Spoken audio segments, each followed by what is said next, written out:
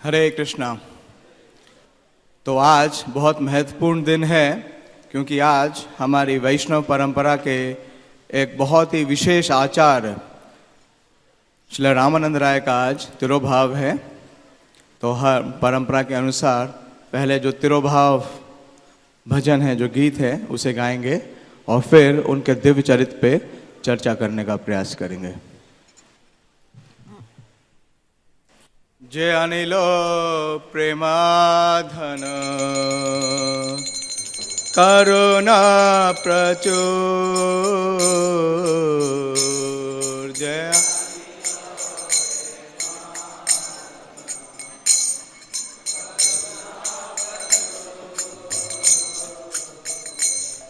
दहना प्रभु को था गेला आचार्य ठाकुर। रहना प्रभु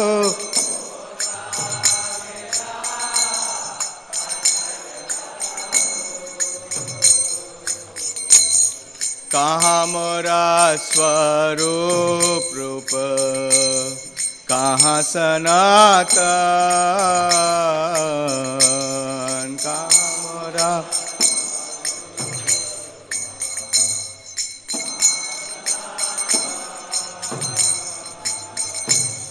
कहाँ दास रघुनाथ पतित पावन।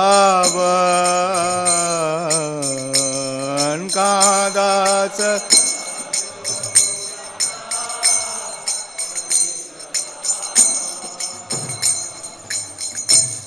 कहाँ मोरा भट्ट युग, कहाँ कबीरा, कहाँ मोरा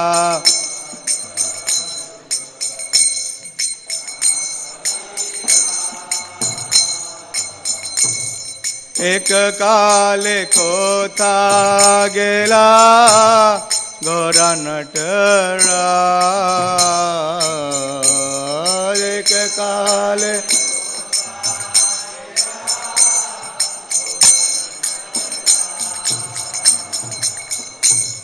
पाषाणे कुटिब माथा अनले बसिब। पाषाणे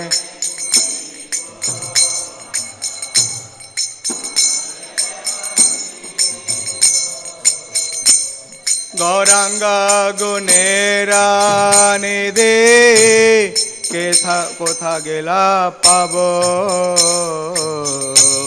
गौरांग गुनेरा निधि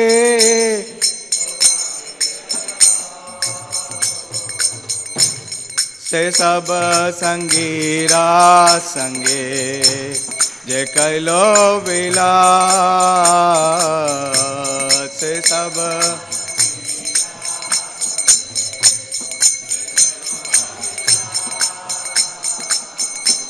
से संग न पाइया कांदे नरोत्तम दास।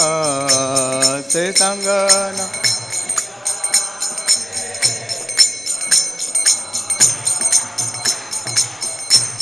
हरे कृष्णा कृष्णा कृष्णा हरे हरे, हरे राम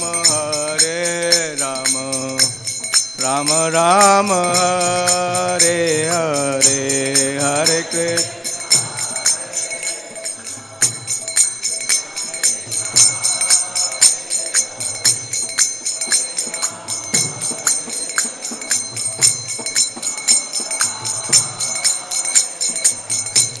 हरे कृष्ण हरे कृष्णा कृष्णा कृष्णा हरे हरे, हरे राम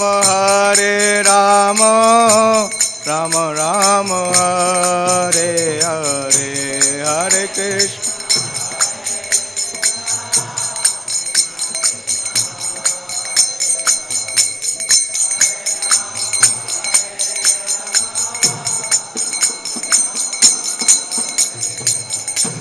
हरे कृष्ण हरे कृष्णा कृष्ण कृष्ण हरे हरे हरे राम राम राम हरे हरे हरे कृष्णा।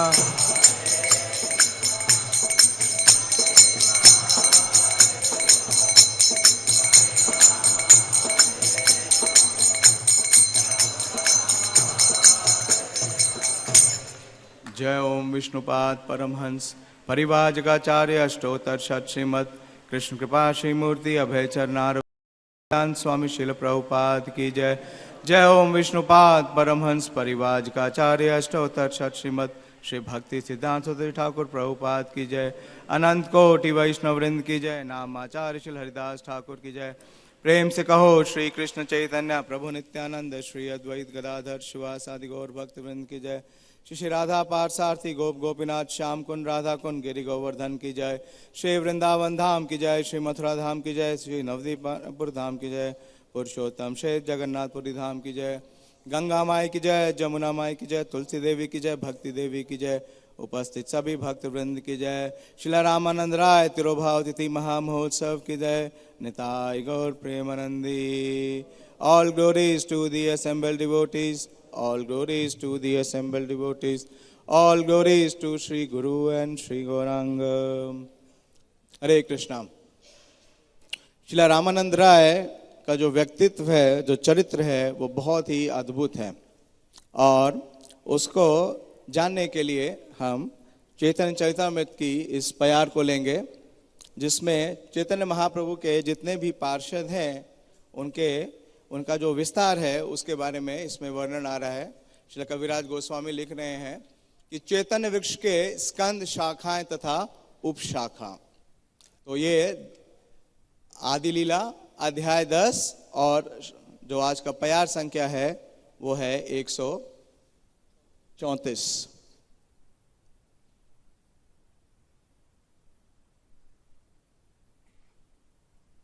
এই पांच पुत्र तोमार मोरा प्रिय पात्र,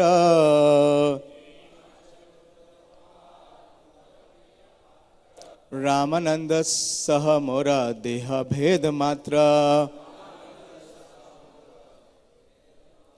এই पंच पुत्र तोमार मोरा प्रिय पात्र,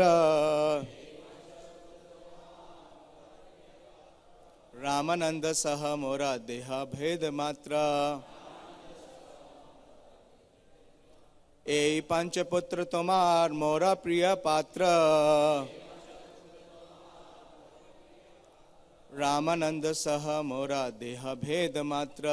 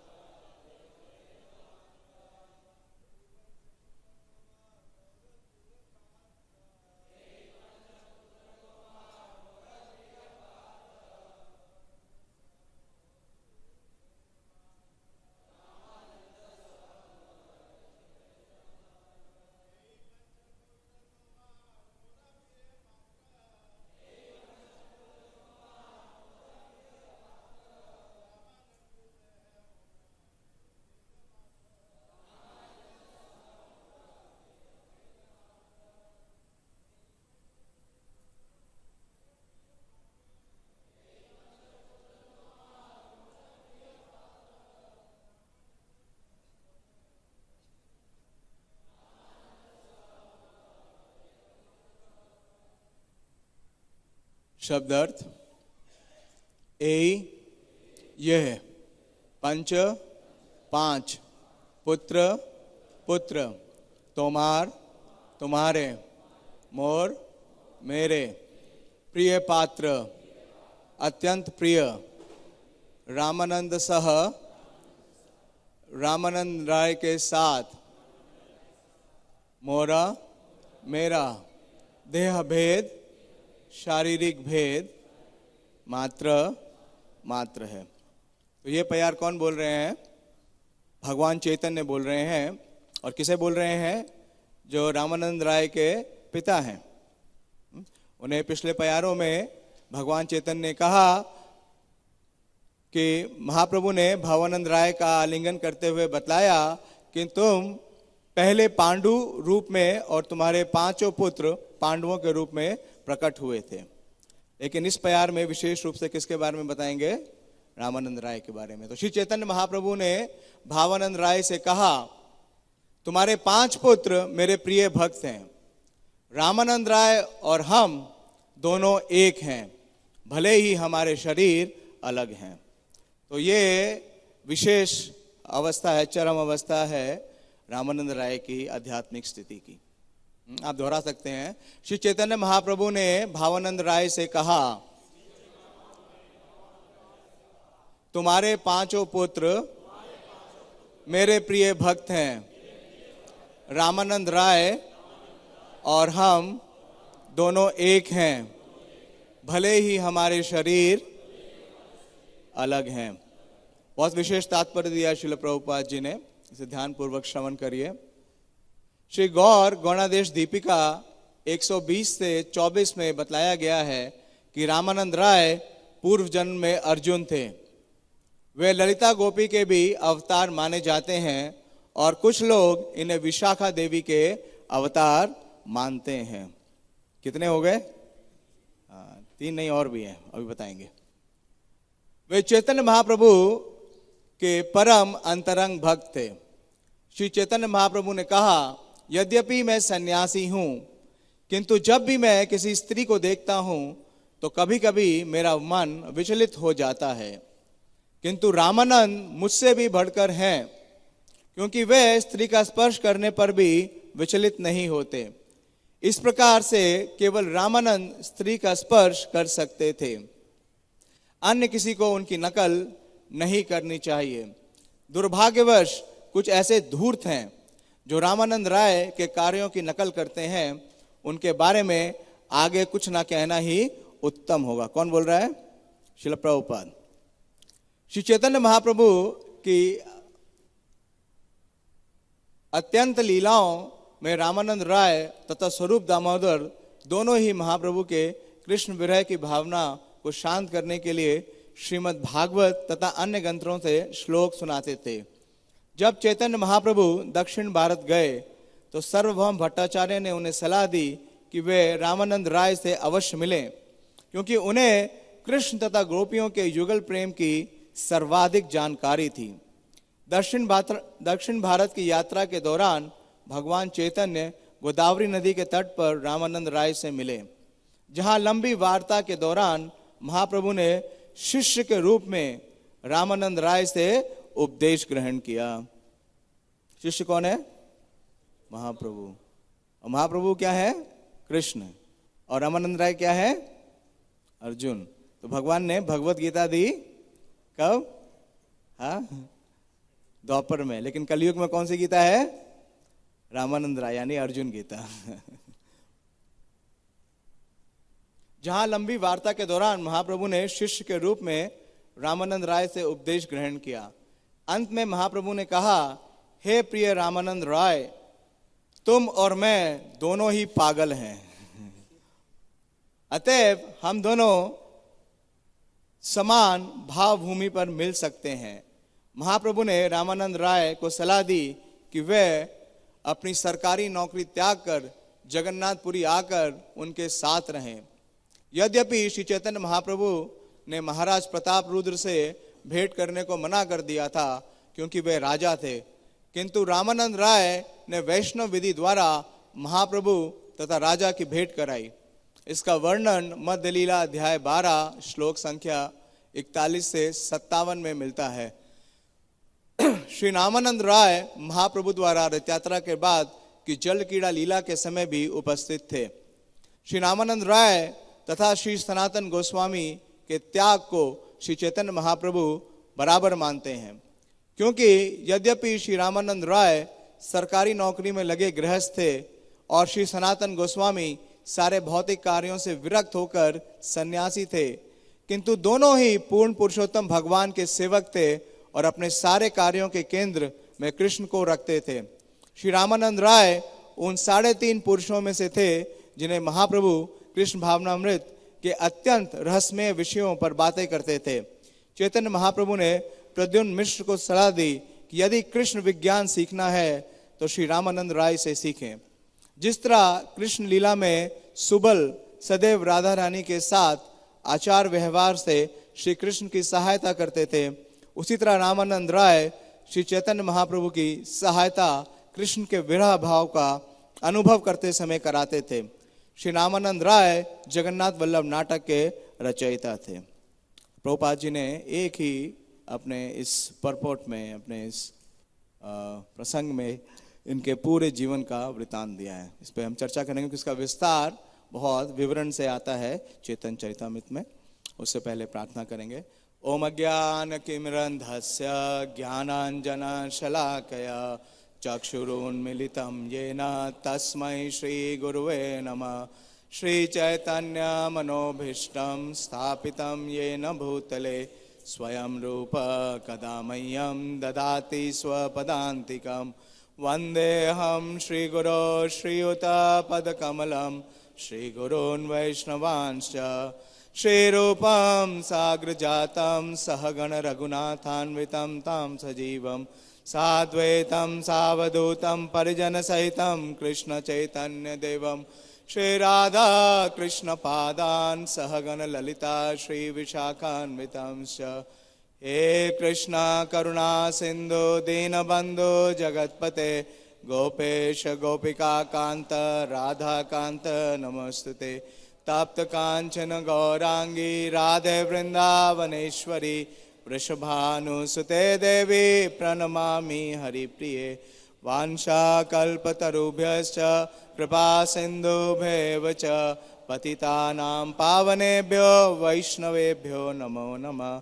जय श्री कृष्ण चैतन्य प्रभु नित्यानंद श्री अद्वैत गदाधर शिवासादि गौर भक्त वृंद। हरे कृष्णा कृष्णा कृष्णा हरे हरे, हरे राम राम राम हरे हरे। नमो विष्णुपादाय कृष्ण प्रेषाय भूतले श्रीमते भक्ति वेदांत स्वामिनिति नामिने।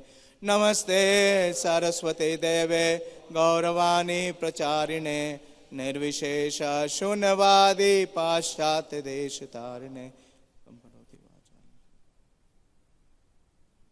हरे कृष्णा। तो महाप्रभु के साथ जो श्रील रामानंद राय का संवाद है वो बहुत विशेष है और बहुत ही हायर टॉपिक्स है। इसे कविराज गोस्वामी लिखते हैं अन्यत्र कि प्रेम प्रयोजन संवाद। और जैसा प्रभुपाद अपने इस तात्पर्य में लिख रहे हैं कि उनकी भाव की स्थिति वही थी जो महाप्रभु की। तो ये जो एक्सचेंज है इसमें जो सेंटिमेंट्स और इमोशंस हैं वो इस प्राकृत जगत के नहीं हैं, ट्रांसेंडेंटल हैं।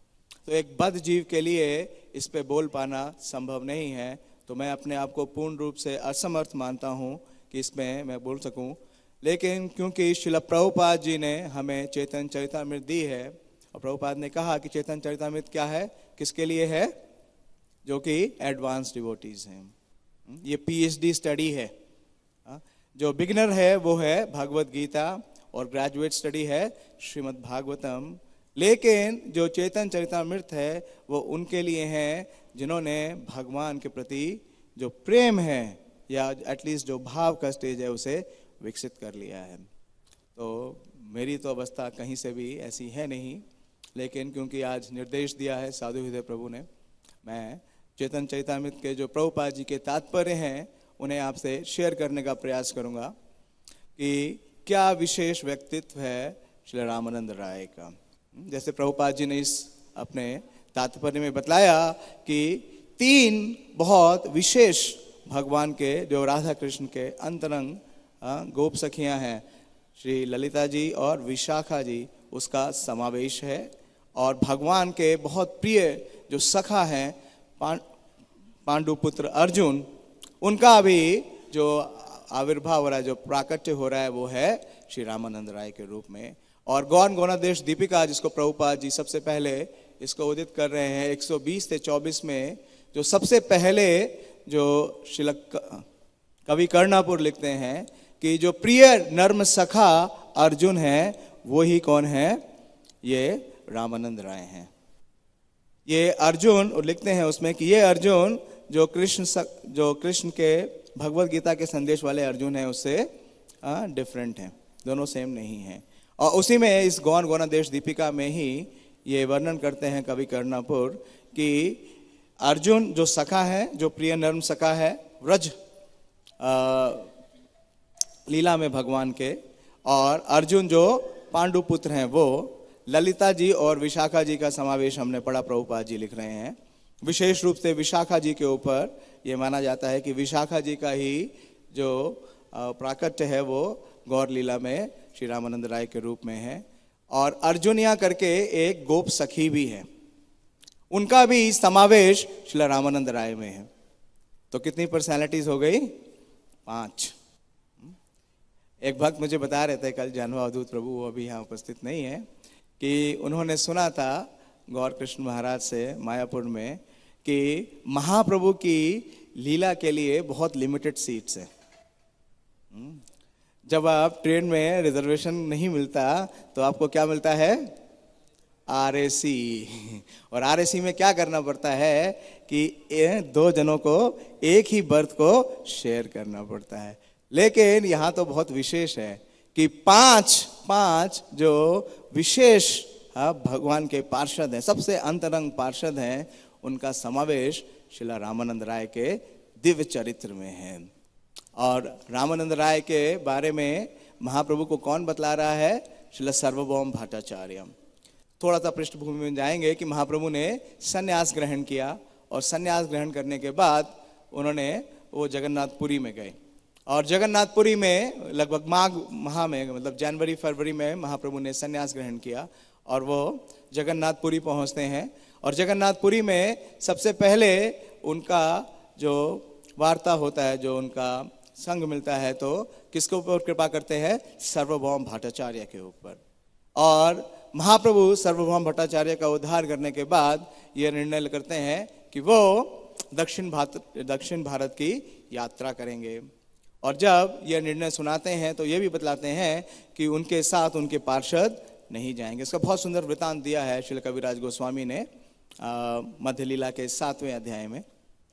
तो जब ये जाने लगते हैं तो सार्वभौम भट्टाचार्य उनसे आके निवेदन करते हैं। प्रभुपाद जी लिख रहे हैं अपने तात्पर्य में कि ये विशेष निवेदन किया उन्होंने, और कहा कि जब आप दक्षिण भारत की यात्रा के दौरान आप जाएंगे तो उन्होंने सलाह दी कि रामानंद राय से अवश्य मिलें, क्योंकि उन्हें कृष्ण तथा गोपियों के युगल प्रेम की सर्वाधिक जानकारी थी। तो जो रामानंद राय की जो उच्च जो इनकी पोजीशन है, इनका जो स्तर है, उसके बारे में बहुत सुंदर वृतांत है चैतन्य चरितामृत में। उसमें से कुछ प्यार लेने का प्रयास करूंगा, क्योंकि सब्जेक्ट मैटर बहुत बड़ा है, बहुत इलाबोरेट है। महाप्रभु का बहुत विस्तार से इनके साथ संवाद है, लेकिन इस संवाद के पीछे जो प्रेरणा है उसे प्रदान किया सार्वभौम भट्टाचार्य जी ने।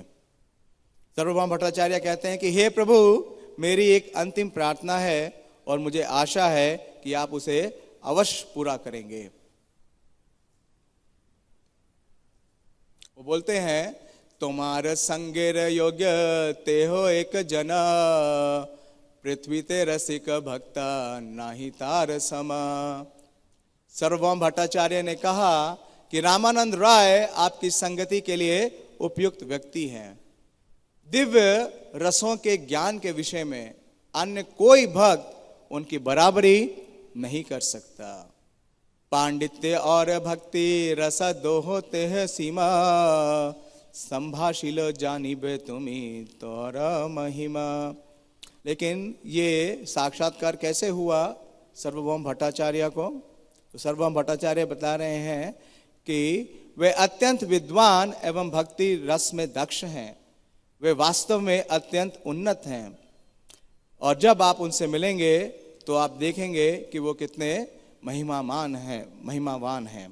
लेकिन इसका जो साक्षात्कार है, इस बात को मैं कैसे समझ पाया कि तुम्हार प्रसादे एबे जानिलु तार तत्व, संभाषिलो जानिबो तार ये मन महत्व।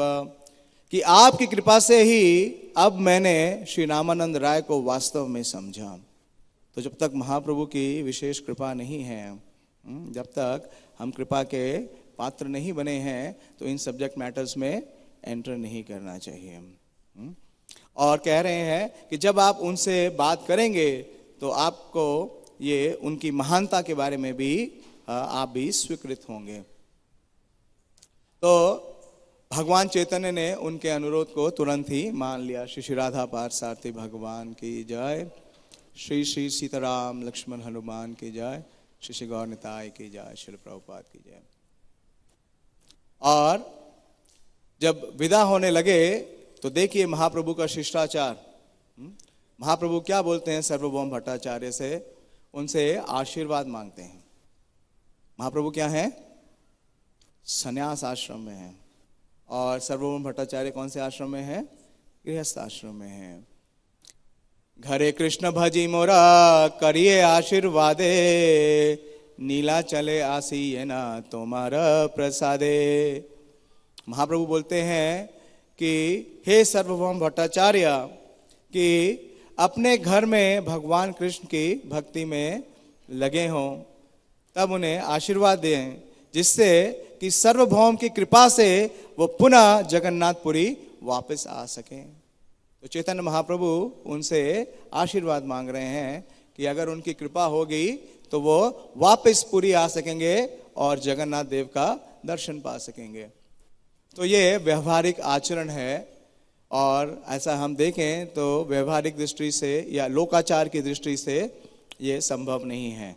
हाँ, ये ना तो पर विचार है, ना लोक विचार है, और ना ही शास्त्र विचार है, हाँ, अपरा विचार। लेकिन ये क्या है? ये महाप्रभु की विशेष शिक्षा है कि निष्कर्ष ये है कि कोई भी चैतन्य महाप्रभु की परंपरा के अनुसार पूरी तरह कार्य करता है तो वह एक सन्यासी को भी आशीर्वाद दे सकता है। चैतन्य महाप्रभु की शिक्षा के अंदर इतनी प्रबलता है, इतनी पोटेंसी है, भले ही वे स्वयं गृहस्थ आश्रम में क्यों ना हो। तो इस प्रकार से जब महाप्रभु को रामानंद राय के बारे में बतलाया गया तो रामानंद राय के बारे से मिलने के लिए महाप्रभु ने अपने मन में इच्छा प्रकट की। और जब महाप्रभु का प्रस्थान होता है जगन्नाथपुरी से, तो वो सबसे पहले जिस स्थान पे जाते हैं वो स्थान है कूर्म स्थान और कूर्म क्षेत्र या कूर्माचलम। और वहाँ पे वो दो ब्राह्मणों का उद्धार करते हैं। पहले ब्राह्मण का नाम क्या है? कूर्म ब्राह्मण। कूर्म ब्राह्मण कहाँ पे मिले? कूर्म क्षेत्र में। और कूर्म क्षेत्र में क्या है? कूर्म भगवान का ही विग्रह है। तो वो ब्राह्मण जब महाप्रभु से मिले तो इतने आकर्षित होते हैं, इतने प्रभावित होते हैं कि महाप्रभु से कहते हैं कि आप मुझे अपने संग ले लीजिए, क्योंकि जो भौतिक जीवन के कष्ट हैं उनको मैं सहन नहीं कर सकता। लेकिन महाप्रभु ने क्या कहा कि नहीं, ऐसा मत बोलना, तुम जहाँ हो वहीं रहो और भगवान श्री कृष्ण के नामों का कीर्तन करो और भागवत और श्रीमद् भगवत गीता से लोगों को संदेश दो। तो महाप्रभु ये प्रिंसिपल देते हैं, ये सिद्धांत देते हैं कि यारे देखो तारे कहो कृष्ण उपदेश, आमार आज्ञा गुरु होना तारो यही देश। तो ये कूर्म स्थान पे, हाँ, kurma@kurma.com कहा वहीं रहो और महाप्रभु का संदेश दो। और उसी स्थान पे एक और ब्राह्मण थे जिनका नाम था वासुदेव। ये ब्राह्मण वैदिक ब्राह्मण थे, लेकिन इनको कुष्ठ रोग हो गया था। जब इन्हें पता चला महाप्रभु का आगमन हुआ है तो ये कूर्म ब्राह्मण के घर आते हैं महाप्रभु का दर्शन पाने के लिए, उनकी कृपा पाने के लिए। लेकिन इन्हें पता चलता है कि महाप्रभु आगे जा चुके हैं। लेकिन ये ही एक ऐसे ब्राह्मण थे जिनको मिलने के लिए महाप्रभु वापस आते हैं अपनी दक्षिण भारत की यात्रा में और आकर के इनको आलिंगन करते हैं। और जैसे ही इनका आलिंगन करते हैं तो क्या होता है, इनका जो कुष्ठ रोग है वो समाप्त हो जाता है। वो बहुत ही आकर्षक नवयुवक बन जाते हैं। और महाप्रभु का एक और नाम हुआ वासुदेव अमृत प्रदा, क्योंकि वासुदेव को क्या दिया उन्होंने? हाँ, अमृत प्रदान किया। और फिर महाप्रभु जब कूर्म क्षेत्र से आगे चलते हैं तो वो पहुंचते हैं सिंहाचलम। सिंहाचलम में एक बहुत विशेष विग्रह है जिसका नाम है जियाद नरसिंह, और यह विग्रह बहुत ही उग्र है। और इस विग्रह पे अगर आप सिंहाचलम में, हमेशा ये पूरा चंदन से पूरित रहता है। जैसे अभी हमारे विग्रह पे थोड़े से हिस्से में चंदन लगा है, लेकिन इस विग्रह पे पूरे 365 दिन चंदन रहता है। केवल चंदन यात्रा के दिन, जो चंदन अक्षय तृतीया है, अक्षय तृतीया के दिन इस चंदन को उतारा जाता है। कहा जाता है कि उनके अंदर उनका इतना उग्रता है नरसिंहदेव की कि उनको शांत करने के लिए चंदन लगाया जाता है, और अगर चंदन लगाना पुजारी भूल जाए तो उनके शरीर फट जाए। तो केवल अक्षय तृतीया के दिन सुबह थोड़ा सा चंदन उतरता है, तो महाप्रभु सिंहाचलम पहुंचते हैं और फिर वो विग्रह का दर्शन करते हैं और महाप्रभु भावावेश में आते हैं। और फिर वहां से महाप्रभु कहाँ आते हैं? महाप्रभु के मन में विचार आता है कि अब किससे मिलना है? श्रील रामानंद राय से। तो वो स्थान पे आते हैं जो कि गोदावरी का तट है। यहाँ पे हमने देखा कि सर्वभौम भट्टाचार्य ने स्पेसिफिक लोकेशन भी बताया, वो कहाँ पे मिलेंगे? गोदावरी के तट के ऊपर। और जब वो वहाँ पहुँचते हैं महाप्रभु, तो जैसे ही महाप्रभु गोदावरी को देखते हैं, और गोदावरी बहुत चौड़ी है, जिस स्थान पे महाप्रभु का मिलन हुआ श्रील रामानंद राय से, मैंने सुना एक प्रवचन में कि गोदावरी का जो डिस्टेंस है वो 8 किलोमीटर का है। कितना? 8 किलोमीटर। मेरे ख्याल से सबसे चौड़ा पार्ट होगा ये। और एक जो उसका तट है उसको बोलते हैं कोवयूर, और दूसरे तट को बोलते हैं राजमुंदरी। तो जहाँ पे जैसे ही महाप्रभु गोदावरी के तट पे आए, तो गोदावरी पे तट पे आते ही महाप्रभु को किसका स्मरण होने लगा? गोदावरी देखी हैला यमुना स्मरण, तारे वन देखी स्मृति हैला वृंदावन। महाप्रभु ने जैसे ही गोदावरी का तट देखा तो उन्हें यमुना जी का स्मरण होने लगा, और जो वन देखा गोदावरी का तो उन्हें वृंदावन का स्मरण होने लगा। ऐसा पहले भी हुआ महाप्रभु के साथ, जब वो कहाँ गए? शांतिपुर में। तो इस प्रकार से महाप्रभु उस स्थान पे पहुंच गए, और महाप्रभु क्या करते हैं? गोदावरी में स्नान करते हैं, और स्नान करने के बाद उस घाट से कुछ दूर गए और भगवान श्री कृष्ण के नामों के कीर्तन में लग गए। तो जब महाप्रभु उस स्थान पे थे, तो उसी समय महाप्रभु की दृष्टि पड़ती है। वो देखते हैं कि एक बहुत बड़ा समूह आ रहा है, और किसके साथ आ रहा है? पूरे गाजे बाजे के साथ। और विशेष रूप से उस पूरे समूह के अंदर बहुत सारे ब्राह्मण हैं जो वेद और मंत्रों का उच्चारण कर रहे हैं, और उनके मध्य में कोई विशेष व्यक्ति है जो पालकी पे बैठा हुआ है। जिस प्रकार से राजाओं का आगमन होता है, महाराज लोग आते हैं, तो डुगडुगी बजती है, बाजे बजते हैं, तो ये बताया जाता है कि लगभग 1000 लोगों का ये इतना बड़ा समूह था। और इसका प्रयोजन क्या था? क्या कारण था? कि जो उस प्रोविंस के, उस क्षेत्र के जो गवर्नर थे, वो स्नान करने आ रहे थे। महाप्रभु ने भी स्नान किया। महाप्रभु के साथ तो केवल एक ब्राह्मण था, उसका नाम क्या है? कृष्णदास। लेकिन जो ये व्यक्ति आए, इनके साथ कितना बड़ा समूह है? 1000 लोगों का। और ये आने के बाद क्या करते हैं कि ये स्नान करते हैं, और स्नान के साथ ही साथ, क्योंकि इतने सारे वैदिक ब्राह्मण हैं, ये अपने पितरों का पिंडदान भी करते हैं। तो जैसे ही महाप्रभु ने देखा, महाप्रभु जान गए। महाप्रभु तो क्या है? अंतर्यामी हैं। श्री चैतन्य महाप्रभु जान गए कि जो व्यक्ति नदी में स्नान करने आए हैं वे रामानंद राय हैं। महाप्रभु उनसे मिलने के लिए इतने उत्सुक हो उठे कि उनका मन उनके पीछे दौड़ने लगा।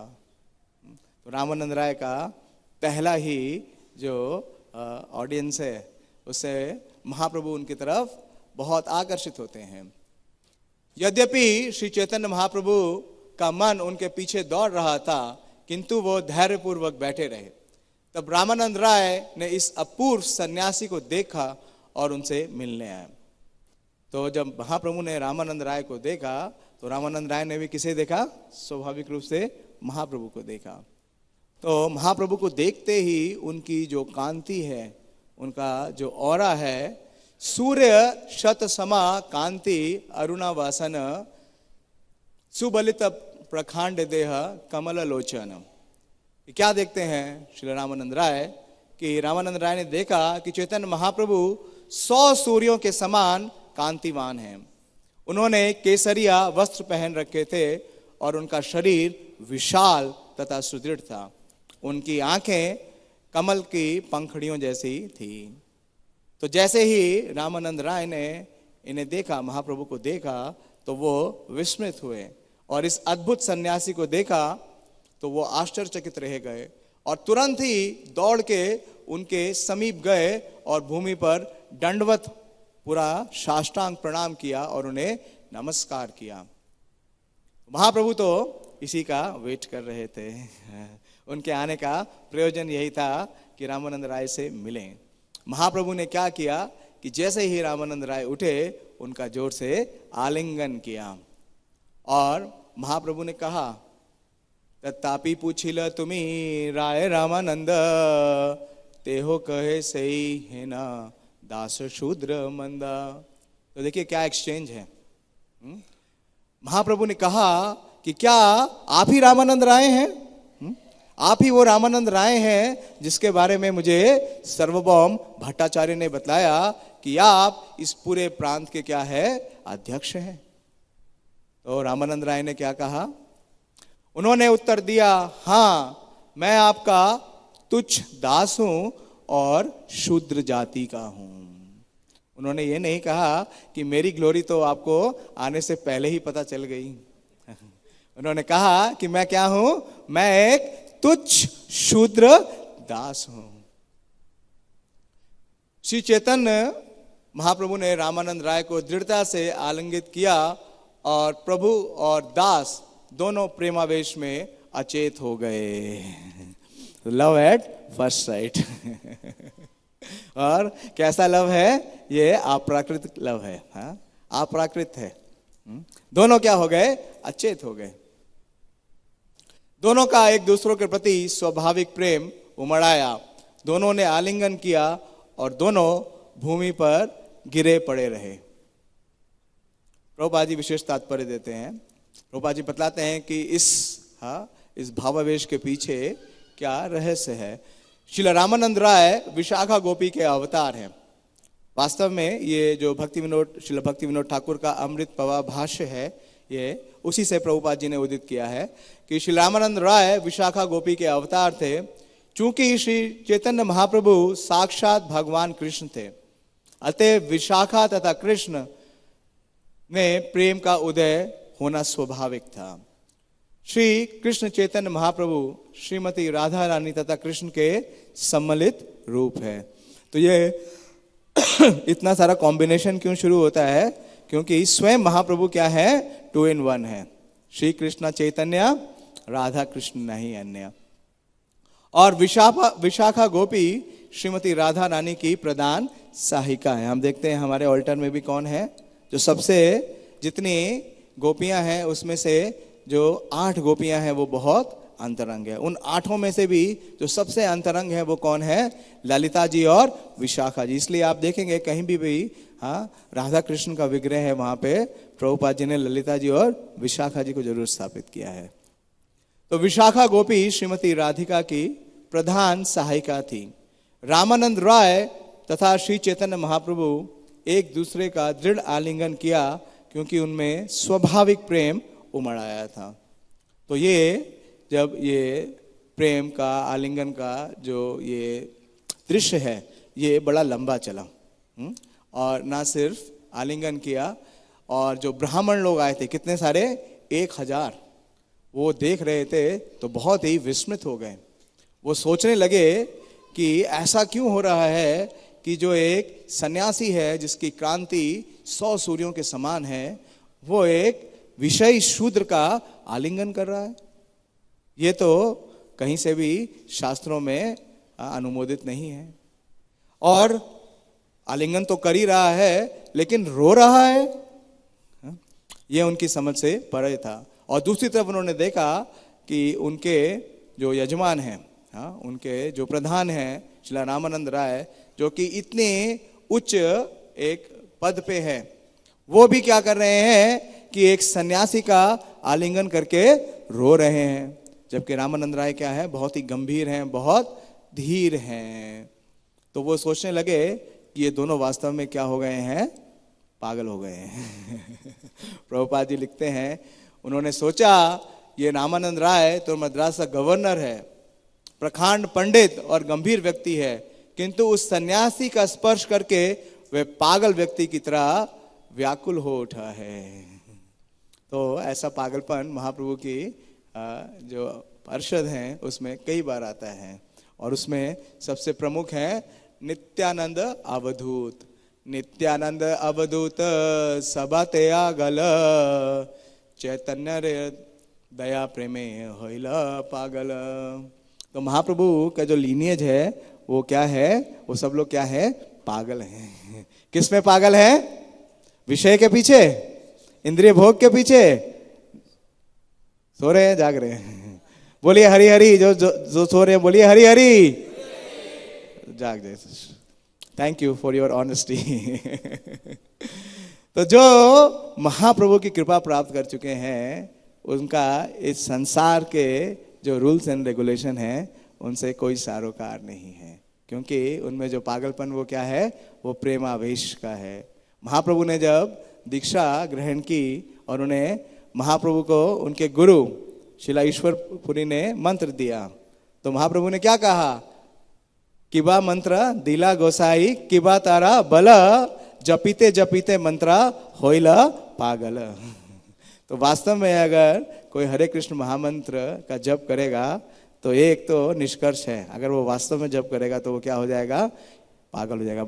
इसलिए श्रील प्रभुपाद ने कहा कि जो मटेरियलिस्ट हैं वो सोचते हैं कि हम पागल हैं, लेकिन हम जानते हैं कि हम नहीं बल्कि ये सारे कर्मी और ज्ञानी सब पागल हैं। तो इस प्रकार का जब प्रेमावेश चल रहा था तो जो एक वैदिक ब्राह्मण है उसको एक युक्ति सूझी। वो महाप्रभु के पास गया, उन्हें प्रणाम किया और कहा कि आप मेरे लिए, आप मेरे घर भोजन का आमंत्रण स्वीकार करें। तो इस प्रकार से उसने क्या किया कि इस जो प्रेम का आदान प्रदान हो रहा था उसमें रासाभास किया, उसको बाधित कर दिया। और महाप्रभु ने कहा कि हम फिर आपसे मिलेंगे। और उस ब्राह्मण के घर शाम को महाप्रभु से मिलने श्री रामानंद राय आते हैं, लेकिन 1000 वैदिक ब्राह्मणों के साथ नहीं, पालकी के साथ नहीं, एक साधारण रूप में आते हैं। बहुत सुंदर वृत्तांत है, इतना टाइम नहीं है कि बोलें। इसमें रामानंद राय बोलते हैं कि आप साक्षात नारायण हैं, हाँ आप ईश्वर हैं, और आप इतने उच्च कोटि के सन्यासी हैं, लेकिन मेरे जैसे शूद्र का आप आलिंगन कर रहे हैं, ये मुझ पे आप विशेष कृपा कर रहे हैं। और धन्यवाद देते हैं किसको, विशेष रूप से सार्वभौम भट्टाचार्य को, क्योंकि उनकी कृपा से ही मुझे आपका दर्शन संभव हो सका।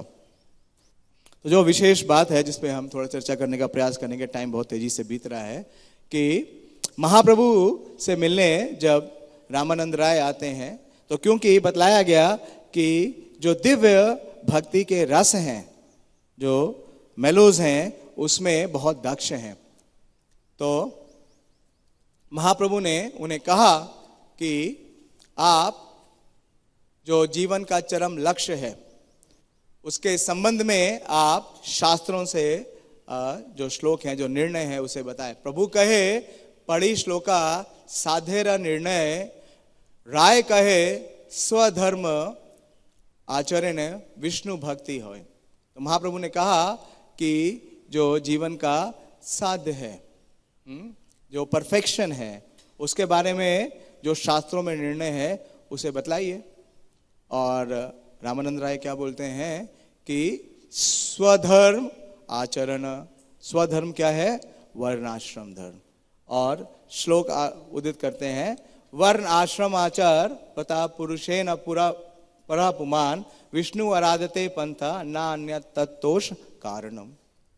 लेकिन महाप्रभु ने इसे स्वीकार नहीं किया। प्रभुपाद जी भी अपने राइटिंग्स में, अपने परपोर्ट्स में लिखते हैं कि जो वर्ण आश्रम धर्म है, इससे जो पशु है, पशुव्रत जो मनुष्य का जीवन है, वो समाप्त होता है और वो किस पे आता है?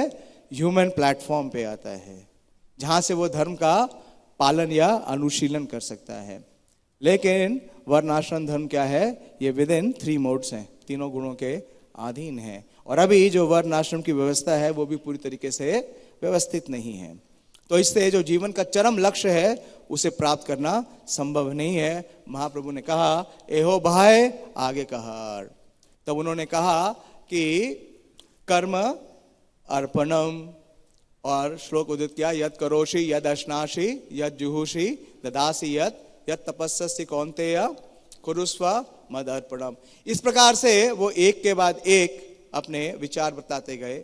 उसके बाद उन्होंने बतलाया कि वर्ण आश्रम का त्याग करना, स्वधर्म त्याग, और फिर बतलाया कि ज्ञान मिश्रित भक्ति। लेकिन महाप्रभु ने इन सब को क्या किया? रिजेक्ट कर दिया। ये भगवत गीता के श्लोक हैं, सब कोट कर रहे हैं, तो क्या भगवत गीता रिजेक्ट कर दी महाप्रभु ने? नहीं, ऐसा नहीं है। तो एक उदाहरण से समझ सकते हैं कि जब अगर किसी अमीर व्यक्तियों की सूची बनाई जाती है या किसी अमीर व्यक्तियों के बारे में बतलाया जाता है, तो जिसके पास 1000 करोड़ है वो बहुत धनी है, वो अमीर व्यक्ति है। और जिसके पास 100 करोड़ है वो भी बहुत धनी है। और जिसके पास 10 करोड़ है वो भी धनी है। लेकिन इन 1000, 100 और 10 करोड़ वाले लोगों में अंबानी शामिल है? नहीं, क्योंकि उनकी संपत्ति, या बिल गेट्स शामिल हो सकते हैं? नहीं, क्योंकि उनकी संपत्ति से कहीं ऊपर है। तो इसके बारे में सिद्धांत देते हैं श्रील कविराज गोस्वामी कि जिस प्रकार के कि माइंस होती हैं, जहाँ से कि कुछ माइन से क्या निकलता है? लोहा निकलता है। कुछ माइन से क्या निकलता है? तांबा या पीतल निकलता है। और कुछ माइन से क्या निकलता है? गोल्ड निकलता है। तो महाप्रभु क्या निकालवाना चाह रहे हैं रामानंद राय से? वो है शुद्ध भक्ति, शुद्ध भक्ति का निष्कर्ष। तो महाप्रभु ने 4 बार रिजेक्ट किया। कहा, रिजेक्ट नहीं किया, एक्सेप्ट नहीं किया परफेक्शन के हाइट पे। कहा, एहो भाई ये एक्सटर्नल है, और आगे कहो का आर। तो उसके बाद श्री रामानंद राय ने एक श्लोक उदित किया श्रीमद् भागवतम से, जो कि ब्रह्मा जी की प्रार्थनाएं हैं। बहुत विशेष श्लोक है।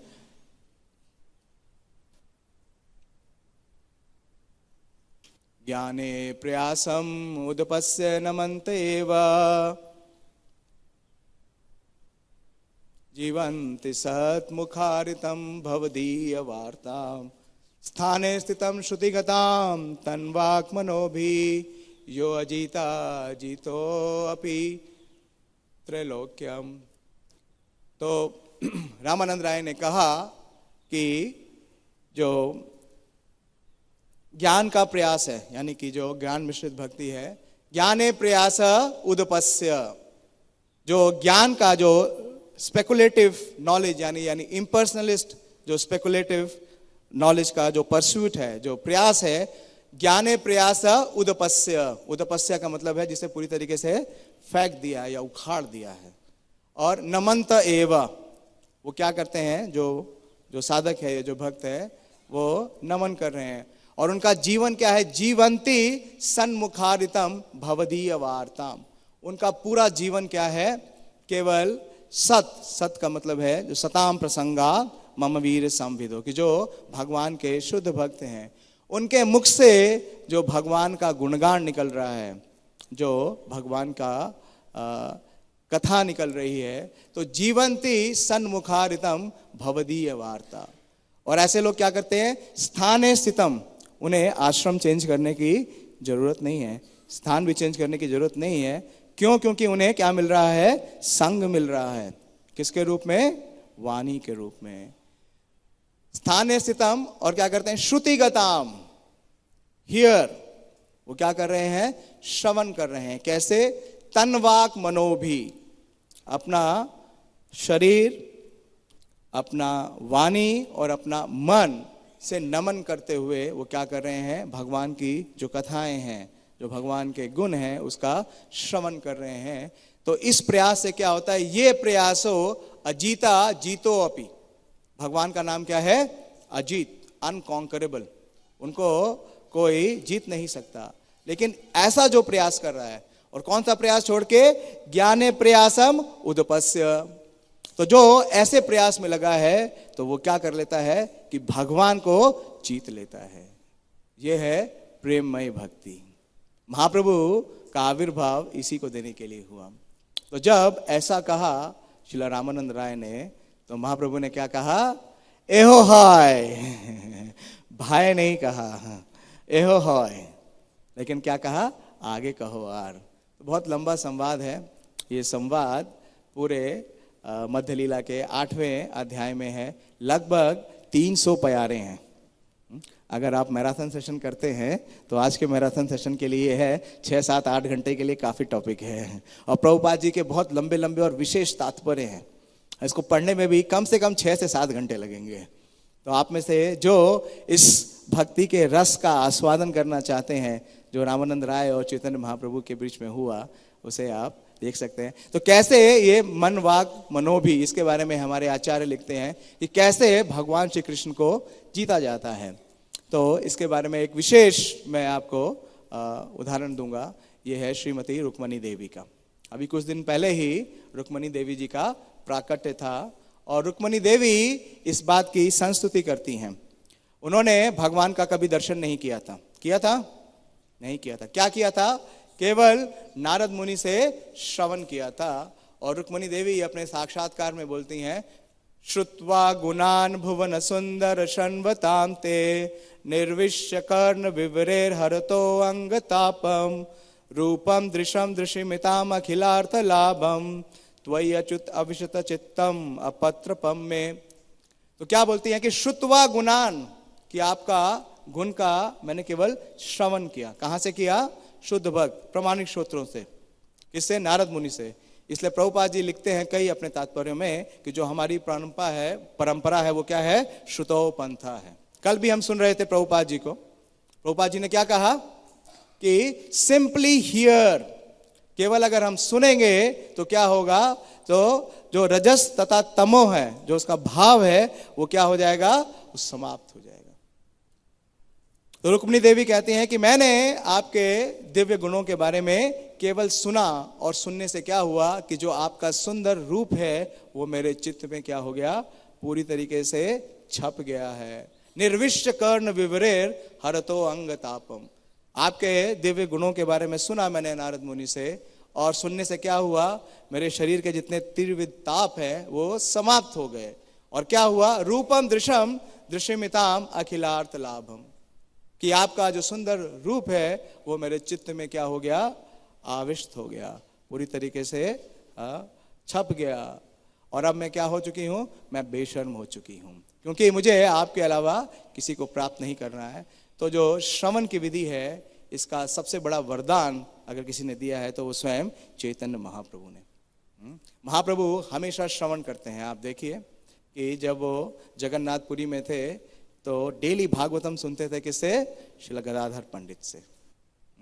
और इस प्रकार से जो ये श्रवण की विधि है ये बहुत ही सशक्त है। और एक और जीवन चरित्र में हम देख सकते हैं, अभी थोड़े दिन पहले ही अक्षय तृतीया थी। श्रीपाद माधवेंद्रपुरी का अभी क्या किया उन्होंने? ये प्रयासो अजीता जीतो अपि त्रिलोक्य, कि हमारे आचार्य बतलाते हैं कि डिवोटी क्या करता है। सनातन गोस्वामी कहते हैं कि जो भक्त है जब वो श्रवण कर रहा है तो श्रवण के माध्यम से ही भगवान के चरणों का स्पर्श करता है। जब उनके दिव्य गुणों का, उनकी लीलाओं का, उनके रूप का, उनके नामों का वो क्या करता है? गुणगान सुनता है। और उसके वाक यानी कि उसके शब्द भगवान को पुकारते हैं, वो प्रार्थनाएं करता है।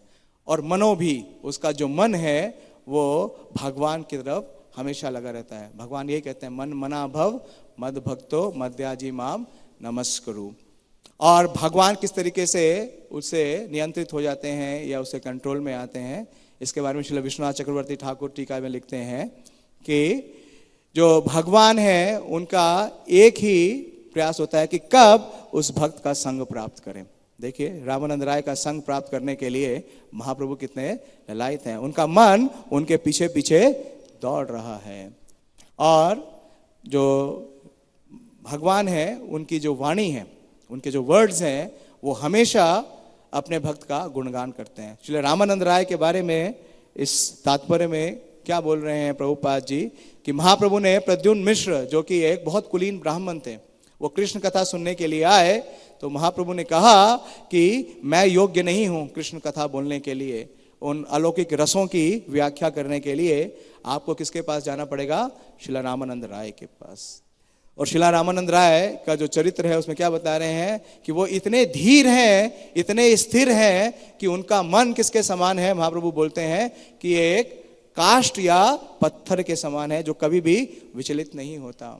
कि स्त्रियों का स्पर्श भी हो, तरुणियों का, क्योंकि वो क्या करते हैं कि उनका एक विशेष आयोजन होता है जिसे जगन्नाथ वल्लभ नाटक है, उनका एक रचना है जिसका नाम है जगन्नाथ वल्लभ नाटक, और इसमें ये देवदासियों को प्रशिक्षित करते हैं और उन्हें शिक्षित करते हैं, उन्हें अलंकृत करते हैं ताकि वो जगन्नाथ जी के सामने परफॉर्म करें। तो बहुत ही उनका अंतरंग उन्हें संग मिलता है, उनकी सेवा करते हैं, यहाँ तक कि उनकी ड्रेसिंग करते हैं, उनका मसाज करते हैं, लेकिन क्या कहते हैं कि उनका मन विचलित होता है। कल प्रभुपाद जी बता रहे थे, आपने सुना लेक्चर में, कि कोई एडवांस है तो उसके दो गुण होंगे। क्या है? Lust and greediness. इन दोनों से वो क्या होगा? मुक्त होगा। तो रामानंद राय का जो दिव्य चरित्र है वो दोनों से पूरी तरीके से अनुरक्त है। वो उनके जीवन में ना तो लेश मात्र भी काम है और ना ही लोभ है, क्योंकि प्रभुपाद जी लिख रहे हैं कि उनका जो रिनंसिएशन है, उनका जो त्याग है, वो सनातन गोस्वामी के बराबर ही है। उनका भी जो पद था वो लगभग सनातन गोस्वामी के बराबर था, लेकिन महाप्रभु ने स्वयं कहा कि आप इस पद को त्याग दीजिए क्योंकि मैं आपका संग करना चाहता हूं। और महाप्रभु ऐसे हजार मुखों से श्री रामानंद राय का क्या कर रहे हैं? गुणगान कर रहे हैं। तो उनका शरीर, उनका शब्द, वो क्या है? पहले ही जीता जा चुका है। किससे? श्री रामानंद राय से। और उनका जो मन है वो क्या है? वो लगातार उनके बारे में ध्यान कर रहा है। तो 10 दिन तक महाप्रभु उस स्थान पे रुके और रामानंद राय के साथ ये संवाद होता है, बहुत विशेष है। अगर आप चाहें 2 मिनट और हैं, थोड़ा सा बोल सकता हूं, तो उनसे दूसरे 2 इनिंग्स होती हैं। तो दूसरी इनिंग में क्वेश्चन आंसर सेशन होता है, और अभी भी स्टूडेंट कौन बने हुए हैं? महाप्रभु स्टूडेंट बने हुए हैं। महाप्रभु ने पूछा कि जितनी भी प्रकार की विद्या है उन सब में सबसे जो महत्वपूर्ण विद्या है वो क्या है? वो IIT है, IIM है, PhD है क्या है? महाप्रभु ने ये नहीं पूछा, हम समझते हैं।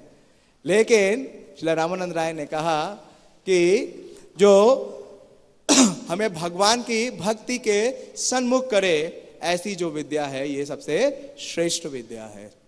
फिर दूसरा प्रश्न पूछा कि जितने भी लोगों के पास यश है, जिनके पास भी ख्याति है, उसमें सबसे ख्यातिवान कौन है? मोस्ट ग्लोरियस कौन है?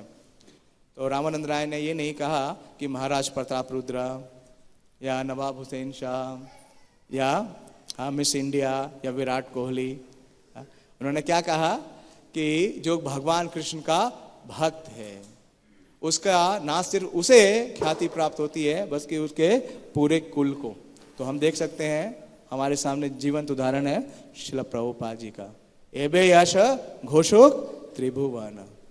प्रहलाद महाराज, ध्रुव महाराज कब के हैं? कितने कल्प पहले जो सतयुग आया था उसके हैं। उनकी ख्याति अभी भी है, लेकिन और किसी विषयी व्यक्ति की जिसके पास वेल्थ है या पावर है या पोजीशन है, किसी का नाम भी नहीं है। तो इस प्रकार से कई प्रश्न पूछे, लगभग 12 या 13 प्रश्न हैं। इसका विवरण आप चैतन्य चरितामृत मध्य लीला 8 में पढ़ सकते हैं। बहुत दिव्य चरित्र है और इस चरित्र से हमें ये प्रेरणा मिले। हम यही प्रार्थना करते हैं कि श्री रामानंद राय जिस प्रकार से उनका जो मन है, उनकी जो मति है, पूरी तरीके से महाप्रभु के प्रति स्थिर थी, किसी भी आकर्षण से वो विचलित नहीं होते थे, इसी प्रकार से उसका एक अंश भी अगर हमारे जीवन में आएगा तो हमारी भक्ति की जो गति है वो क्या हो जाएगी, एक्सप्रेस हो जाएगी। यहीं विराम दूंगा। श्री रामानंद राय तिरुभाव तिथि महामहोत्सव की जय, श्री प्रभुपाद की जय। बोलना चाहेंगे? हरे कृष्णा, बहुत बहुत धन्यवाद। तो आज रामानंद राय का जो तिरुभाव दिवस है, हमारे वैष्णव कैलेंडर में आविर्भाव दिवस उनका नहीं आता है, तो साल में केवल एक ही दिन होता है कि हम उनको याद करें। तो रामानंद राय के विषय में काफ़ी चर्चा हुई अभी, और ये भी विवाद है कि रामानंद राय ललिता जी के अवतार हैं या विशाखा जी के अवतार हैं। तो इस विषय में जो निश्चित हम लोगों ने किया कि स्वरूप दामोदर जो है ये ललिता के अवतार हैं और रामानंद राय विशाखा के अवतार हैं। और वैसे भी अगर देखा जाए तो स्वरूप दामोदर गोस्वामी जो है ये थोड़ा कठोर हैं। अगर कोई श्री चैतन्य के विरुद्ध कोई व्यवहार करता है तो बड़ा कठोर व्यवहार करते हैं। और ललिता सखी भी उसी प्रकार राधा कृष्ण की लीला में वो भी कठोर व्यवहार करती हैं। राधा रानी को भी कठोरता से कभी डांटती हैं कि तुम कृष्ण के साथ कोमल व्यवहार मत करो, तुम्हारा महत्व घट जाएगा। और कृष्ण को भी कठोरता से कभी डांटती हैं कि राधा रानी के साथ तुम कठोर व्यवहार मत करो, तुम अपने को क्या समझते हो। तो स्वरूप दामोदर गोस्वामी का जैसा चरित्र है तो ललिता जी का भी इसी प्रकार का चरित्र है। और विशाखा सखी जैसे कोमल हैं उसी पर रामानंद राय का भी स्वभाव कोमल है। तो इससे भी बहुत पुष्टिकरण होता है कि रामानंद राय विशाखा सखी के अवतार हैं। और आज की प्यार में जो बताया गया है पंचपुत्र तोमार, तो पंचपुत्र यानी 5 पांडव, तो रामानंद राय में अर्जुन का भी अवतार है। तो 5 पुत्र जो 5 पांडव हैं, तो चैतन्य महाप्रभु कहते हैं इन 5 पांडवों के प्रति मेरा बहुत प्रेम है, मोर प्रिय पात्र। तो आज पांडव प्रेम ने ही क्लास भी दिया है। और भगवान का अर्जुन के प्रति इतना प्रेम है, गीता में जो है भगवान गुरु बने, अर्जुन शिष्य बने। तो दूसरे अवतार में उन्होंने अर्जुन को गुरु बनाया और स्वयं शिष्य बने। तो रामानंद राय जो है उनके गुरु हैं और श्री चैतन्य स्वयं जो है शिष्य हैं। और भगवान का अर्जुन के प्रति जो प्रेम है, जो जान ले तो वो उसने गीता को जान लिया। क्योंकि एक ब्राह्मण था ना, कहाँ पर, रंगनाथ मंदिर में है, तो वो जो है और कुछ नहीं जानता था, पूरी गीता का पाठ करता था लेकिन वो समझता नहीं था गीता को। तो भगवान बोले कि तुम गीता का पाठ करते हो, इतना रोते हो, इतना कंपन होता है, तुम्हारे शरीर में रोमांच होता है, तो कौन सा अर्थ है जिस पर विचार करके तुम्हें इतना कंपन और रोमांच होता है। तो बोला मैं तो कुछ समझता नहीं हूँ गीता को, मुझे यही समझ में आता है कि भगवान का अर्जुन के प्रति कितना प्रेम है। तो भगवान का अर्जुन के प्रति कोई व्यक्ति अगर प्रेम जान ले कि कितना प्रेम है, तो इतने से ही आप गीता का जो है, भगवान चैतन्य बोले कि तुमने गीता का अर्थ जान लिया, तुमने गीता का अर्थ जान लिया। तो गीता का अर्थ इतना ही है कि भगवान का जो है आप समझो कितना प्रेम है, उतना आप समझो कि गीता आप समझ गए हैं। तो रामानंद प्रभु के प्रति श्री चैतन्य का वही वैसा ही प्रेम, तो ये बता रहे थे, पांडव प्रेम प्रभु बता रहे थे कि कितना प्रेम है। तो ये समझना है हमको। हरे कृष्ण। श्रील रामानंद राय तिरुभाव तिथि महामहोत्सव की जय, श्रील प्रभुपाद की जय।